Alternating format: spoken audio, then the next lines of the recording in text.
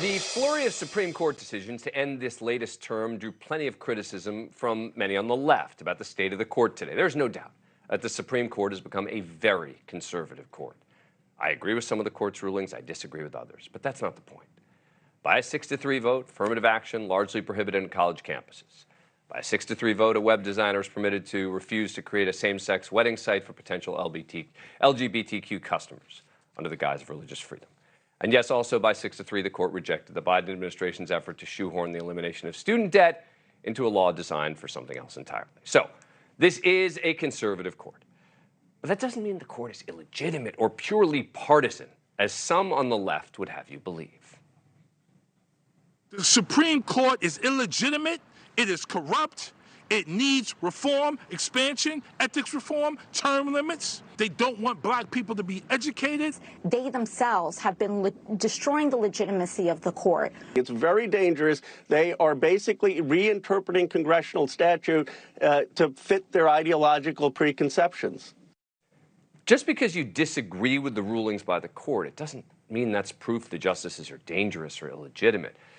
I think many on the left also seem to gloss over some of the court's rulings, where the more conservative position did not win. Huge 5-4 majority ruling that could help flip as many as 5 congressional seats to Democrats, after the court declared that Alabama's congressional district maps violate the Voting Rights Act, trying to pack minorities into one district. Or United States versus Texas, where 8 justices, 8 of them, held that Texas and Louisiana couldn't challenge the Biden administration's immigration enforcement priorities.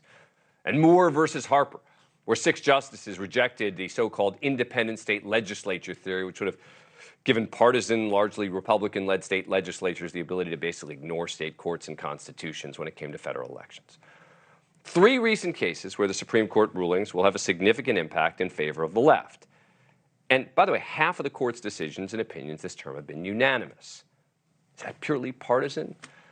Let me take that one to John Fugelsang. John, I mischaracterized intentionally the way your show would cover this. Yeah, we haven't forgotten that. Yes. But let me ask you, do you think I'm being unfair here in my characterization? I think I would frame it differently. The 3 clips you showed, none of the people there were attacking the court's legitimacy. What, he said illegitimate. Because of their rulings. They're attacking it because you've got at least 3 of these justices who are flagrantly committing ethics violations, maybe bribery in public. You have Gorsuch, who should not be on that court. That is a stolen seat. Barack Obama had to spend a year with an 8-person Supreme Court not allowed to have an up or down vote on his duly appointed nominee.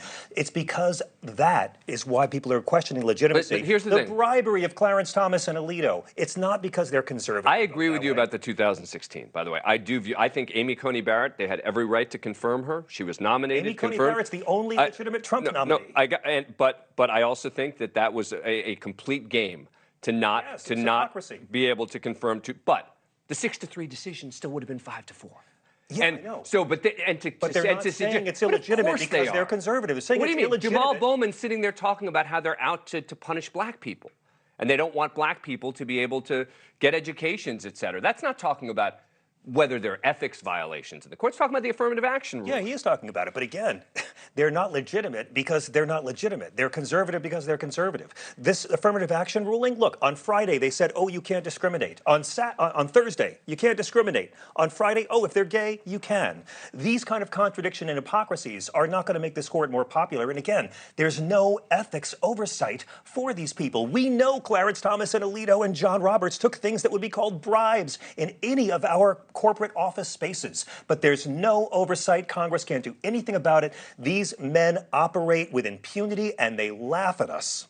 That's why it's illegitimate. But I think this is the one time Democrats are usually really good at playing the long game. I give them that compliment, except when it comes to Supreme Court. Never. I think this is why. You're right. I think this is why you had back in the Obama time. They were kind of hoping, kind of whispering to Ruth Bader Ginsburg, "Please step down so we can have the nomination. We know there is a good chance the Republicans will take back, and we will have a Republican."